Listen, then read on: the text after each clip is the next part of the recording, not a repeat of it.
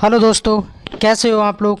उम्मीद करता हूँ आप और आपका परिवार बेहतर और बढ़िया होगा और यूपी पुलिस की आपकी तैयारी बहुत अच्छी चल रही होगी।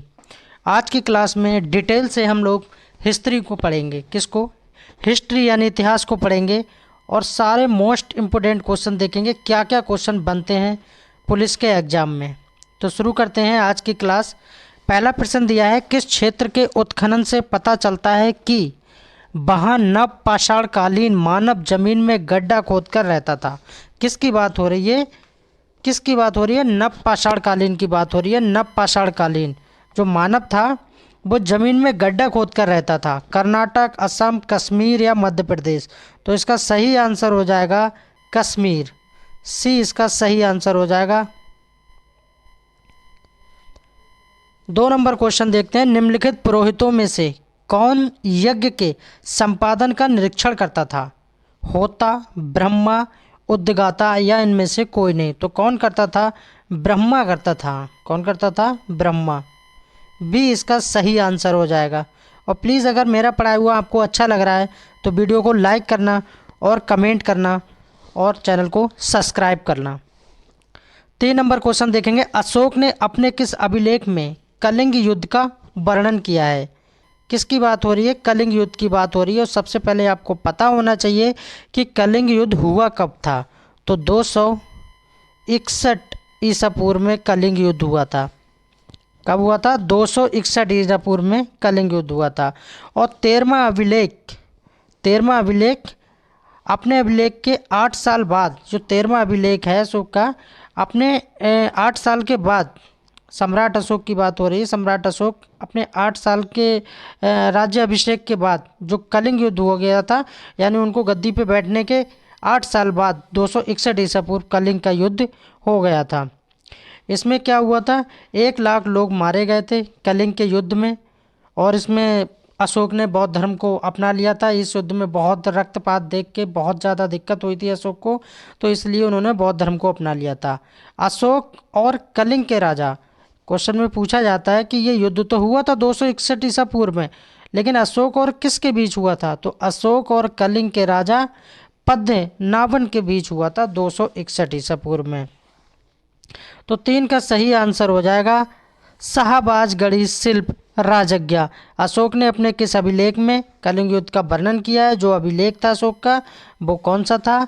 शाहबाजगढ़ी शिल्प राजज्ञा। उम्मीद करता हूँ इसी से क्वेश्चन इर्द गिर्द बनते हैं। 4 नंबर क्वेश्चन देखेंगे, किस गणितज्ञ ने सर्वप्रथम पाई, किसकी बात हो रही है? पाई के मूल्य का सही गणना की थी। मैथमेटिक्स आप लोगों ने पढ़ाई होगा, तो पाई की बात हो रही है कि किसकी बात हो रही है? पाई की बात हो रही है। आर्यभट्ट, कालिदास, बारहमिरहरी या ब्रह्मगुप्त। तो 4 का सही आंसर हो जाएगा आर्यभट्ट। 5 नंबर क्वेश्चन देखते हैं, भारत में किसके शासनकाल में ईसाई धर्म के प्रचार हेतु संत थॉमस आया था? किसकी बात हो रही है? संत थॉमस की बात हो रही है। और किस धर्म का प्रचार करने के लिए? ईसाई धर्म का प्रचार करने के लिए। अकबर, जहांगीर, औरंगजेब या गोंडो फर्निस। तो 5 का सही आंसर हो जाएगा डी वाला, गोंडो फर्निस। संत थॉमस आया था किसके समय में? इनके समय में।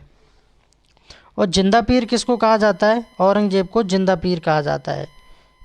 नेक्स्ट क्वेश्चन देखते हैं 6 नंबर, निम्नलिखित अधिकारियों में से कौन सा अधिकारी मौर्य काल के प्रशासन में नहीं था? क्वेश्चन में पूछा जा रहा है कि निम्नलिखित अधिकारियों में से कौन सा अधिकारी मौर्य काल के प्रशासन में नहीं था। 3 यहाँ पर ऐसे लोग हैं जो थे और 1 नहीं था, तो उस नहीं को बताना है आपको। तो 6 का सही आंसर हो जाएगा नायक। जबकि प्रादेशिक, राजुक और युक्त ये तीनों मौर्य काल में अधिकारी थे। 7 नंबर क्वेश्चन देखते हैं, सल्तनत काल में सेना की प्रशासनिक देखभाल निम्नलिखित में से कौन करता था?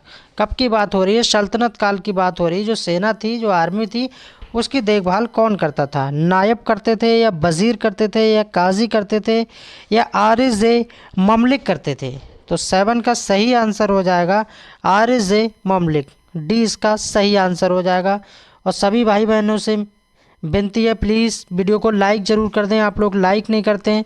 आपको नेक्स्ट वीडियो किस पे चाहिए। फ़िलहाल तो मैं सारे सब्जेक्टों को सिलेबस के अनुसार मैं आपको पढ़ाऊँगा ही, फिर भी आप अपनी डिमांड बता सकते हैं, अपनी पसंद बता सकते हैं। 8 नंबर क्वेश्चन देखते हैं।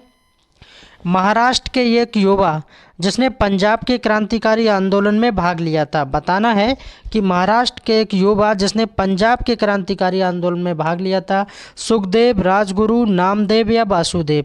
तो 8 का सही आंसर हो जाएगा राजगुरु। नाम क्या था? राजगुरु। राजगुरु। 9 नंबर क्वेश्चन देखेंगे। नव राष्ट्रवादी किसे कहा जाता है? नव राष्ट्रवादी किसे कहा जाता है? नरम दल, स्वराज्यवादी, गरम दल या क्रांतिकारी। तो इसका सही आंसर हो जाएगा गरम दल। अब आपके माइंड में क्वेश्चन आता होगा कि सर ने ये तो बता दिया कि गरम दल, अब ये पता होना चाहिए कि गरम दल में आखिर आता कौन है। एक गरम दल था और एक नरम दल था। तो आपको याद रखना है, गरम दल में लाल, बाल और पाल, ये 3 नाम याद रखना है। लाल, बाल, पाल। लाल का मतलब है लाला लाजपत राय, बाल का मतलब है बाल गंगाधर तिलक, और पाल का मतलब है बिपिन चंद्र पाल।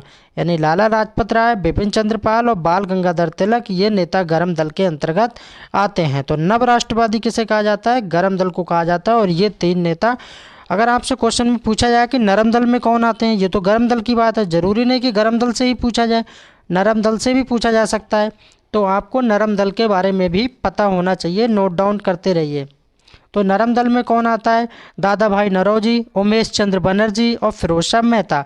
ये नाम आपको याद रखना है। 10 नंबर क्वेश्चन देखेंगे। पूसा में कृषि अनुसंधान संस्थान किसने स्थापित किया था? पूसा में कृषि अनुसंधान संस्थान किसने स्थापित किया था?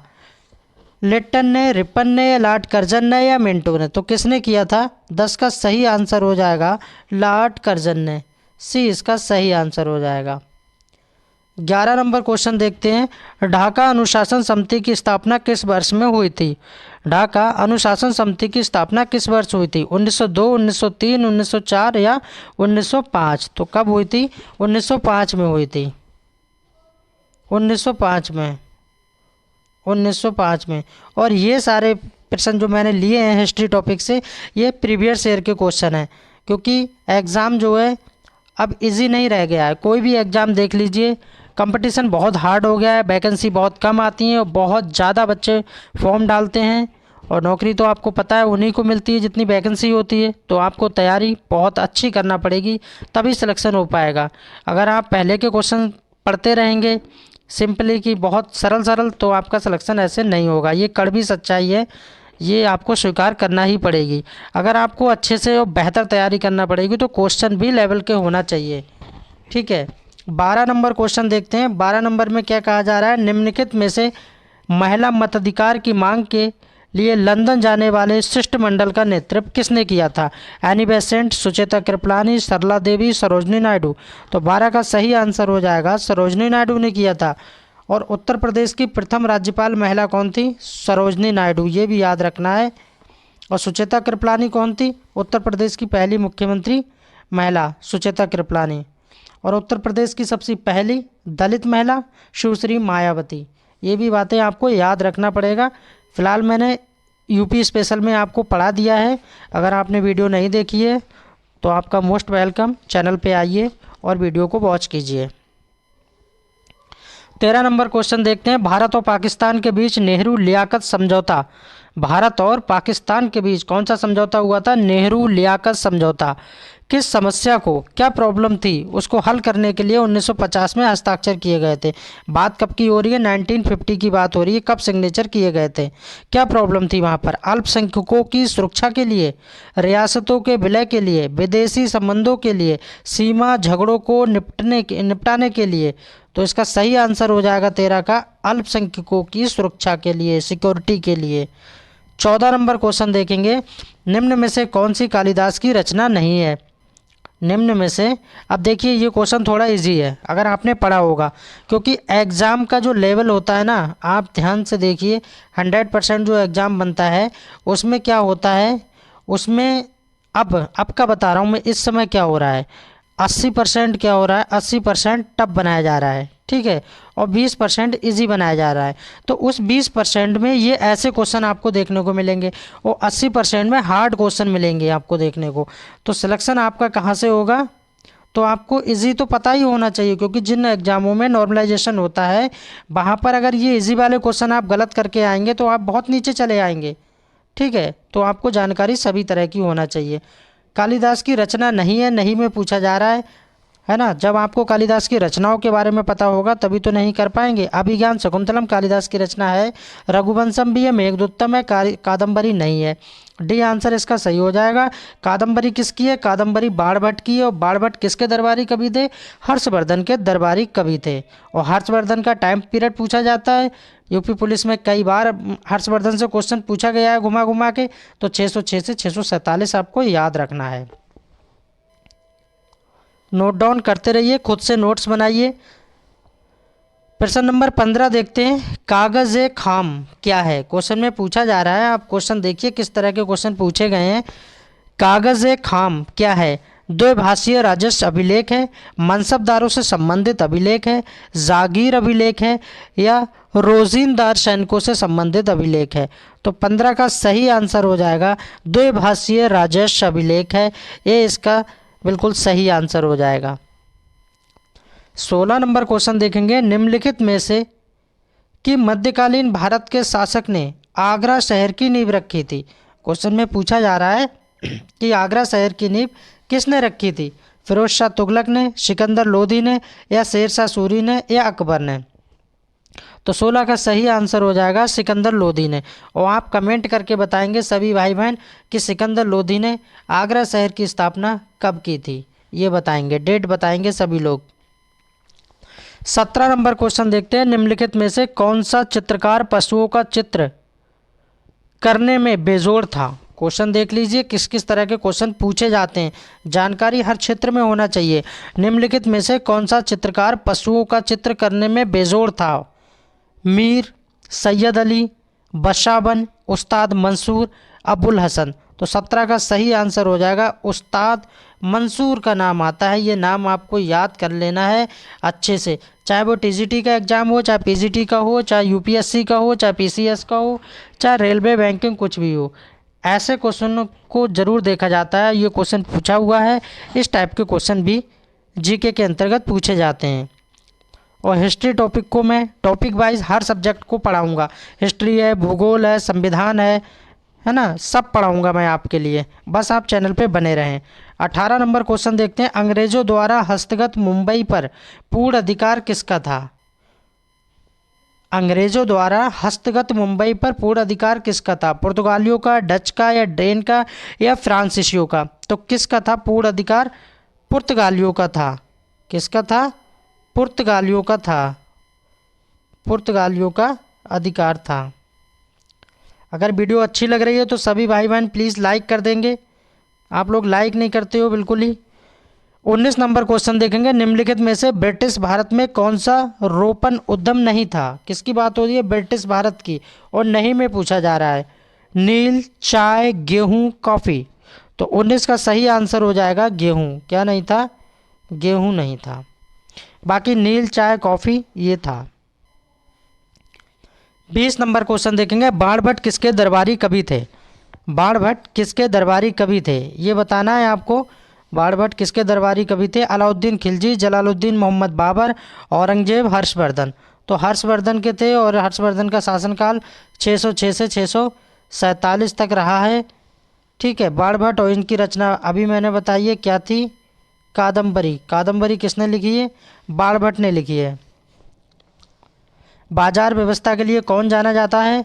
अलाउद्दीन खिलजी का नाम याद रखना है। और बाबर, मुगल काल का संस्थापक बाबर। औरंगजेब को क्या कहा जाता है? जिंदा पीर कहा जाता है। नेक्स्ट क्वेश्चन देखते हैं 21 नंबर। वह महिला जिसने डिग्री प्राप्त करने के समय बंगाल के गवर्नर पर गोली चलाई थी? क्वेश्चन देख लीजिए कैसे कैसे क्वेश्चन एग्जाम में पूछे जाते हैं, कितना डीपली पूछा जाता है। वह महिला यानी उस औरत का नाम बताना है, उस वुमेन का नाम बताना है जिसने डिग्री प्राप्त करने के समय बंगाल के गवर्नर पर गोली चलाई थी। कल्पना दत्त, बीना दास, प्रीतिलता, शांति घोष? 21 का सही आंसर हो जाएगा बीना दास को नाम याद रखना है। किसका नाम रखना है? बीना दास का नाम याद रखना है, बीना दास। बी आंसर सही हो जाएगा। 22 नंबर क्वेश्चन देखेंगे, किसको 26 वर्षों तक केंद्रीय विधानसभा का सदस्य रहने के कारण विधानसभा का जनक कहा जाता है? अब यहाँ पर आपके दो क्वेश्चन क्लियर हो जाएंगे। एक तो ये कि आपसे पूछा ही जा रहा है कि विधानसभा का जनक किसको कहा जाता है, आपको पता लग जाएगा कि विधानसभा का जनक किसको कहा जाता है, और वो भी 26 वर्षों तक केंद्रीय विधानसभा में रहने के कारण। तो आपको नाम बताना है, नारायण मल्लर जोशी, मदन मोहन मालवीय, श्री जयकर, तेज बहादुर सप्रू। तो 22 का सही आंसर हो जाएगा नारायण मल्लर जोशी। जोशी जी को याद रखना है, विधानसभा का जनक भी कहा जाता है, 26 वर्षों तक केंद्रीय विधानसभा में सदस्य रहे हैं। और तेज बहादुर सप्रू का भी नाम याद रखना है, तीनों गोलमेज सम्मेलनों में, क्वेश्चन में याद रखना है, तीनों गोलमेज सम्मेलनों में भाग लेने वाले ये तेज बहादुर सप्रू हैं और डॉक्टर भीमराव अंबेडकर भी हैं। तीनों गोलमेज सम्मेलनों में भाग लिया था और महात्मा गांधी जी ने दूसरे गोलमेज सम्मेलन में भाग लिया था। कमेंट करके सभी भाई बहन बताएंगे कि कौन से गोलमेज सम्मेलन में महात्मा गांधी ने भाग लिया था।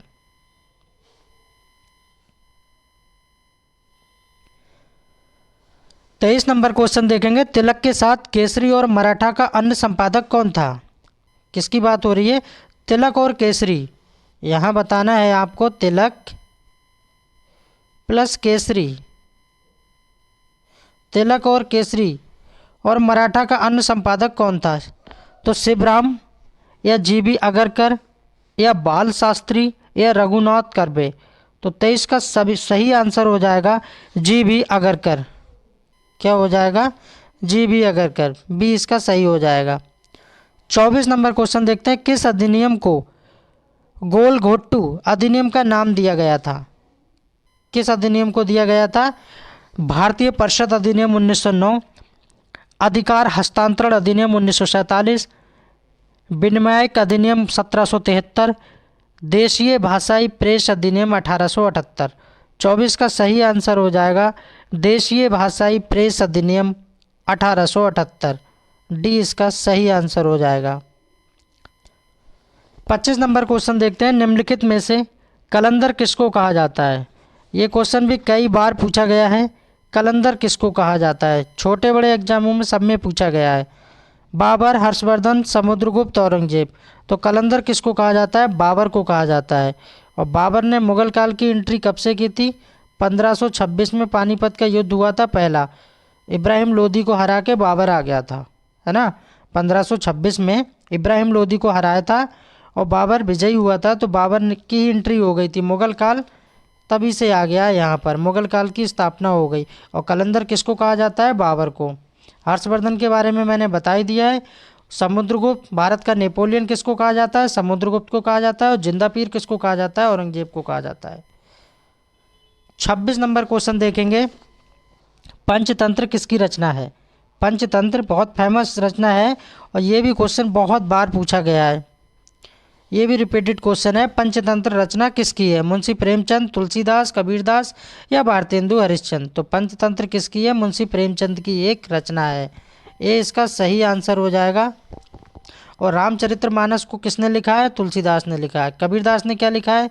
कबीरदास के बारे में भी पता होना चाहिए, साखी, शबद और रामायणी, साखी, शबद, रामायणी। और जो किस में संग्रहित हैं ये भी पता होना चाहिए, ये बीजक में है। साखी, शबद, रामायणी किस में है? बीजक में। भारतेंदु हरिश्चंद्र ने क्या लिखा है? भारत दुर्दशा और भारत दुर्दशा, भारतवर्षोन्नति कैसे हो सकती है, ये भी इनके द्वारा लिखा हुआ निबंध है, बहुत ही अच्छा निबंध है। 27 नंबर क्वेश्चन देखते हैं, निम्नलिखित में से दक्षिण भारत की ज्वालामुखी यानी कि फायर ब्रांड के नाम से कौन प्रसिद्ध है? इंग्लिश में आपको क्या मिलेगा? फायर ब्रांड मिलेगा। और दक्षिण भारत की ज्वालामुखी कहा जाता है, तो किसको कहा जाता है? राधा कृष्ण, रामास्वामी नायकर, कस्तूरी रंगा अयंकर या एस सत्यमूर्ति। तो 27 का सही आंसर हो जाएगा S Sathyamurthy, S Sathyamurthy, D वाला सही हो जाएगा। 28 नंबर क्वेश्चन देखते हैं, निम्नलिखित में से कौन सा बौद्ध ग्रंथ बिंबुसार के 500 पत्नियों का उल्लेख करता है? क्वेश्चन का लेवल देख लीजिए, क्या क्या क्वेश्चन में पूछा जाता है। कौन सा बौद्ध ग्रंथ बिंबुसार की 500 पत्नियों का, कितनी पत्नियां, 500 पत्नियों का उल्लेख करता है। महावंश, महाभग्य, दीपवंश, महावस्तु। तो कौन करता है? इसका सही आंसर हो जाएगा महाभग्य। ये आपको याद रखना है, 500 पत्नियों का उल्लेख करता है। और इस वीडियो का सेकंड लास्ट क्वेश्चन देखते हैं। निम्नलिखित में से किस हिंदू यूनानी शासक ने सिक्के जारी किए थे जिन पर कृष्ण एवं बलराम की आकृतियां बनी हुई हैं? क्वेश्चन में कैसे भी पूछा जा सकता है, कृष्ण बलराम की आकृतियां किस सिक्के पे बनी हुई हैं, तो आपका आंसर बदल नहीं जाएगा, आपको पता होगा अगाथोलिक्स, बी इसका सही आंसर हो जाएगा। और इस वीडियो का लास्ट क्वेश्चन देखते हैं। सामान्य आकलन के अनुसार 16वीं तथा 17वीं शताब्दी में भारत की ग्रामीण जनसंख्या का प्रतिशत क्या था? कब की बात हो रही है? 16वीं और 17वीं शताब्दी की बात हो रही है। और किसकी बात हो रही है? भारत की ग्रामीण जनसंख्या के प्रतिशत की बात हो रही है।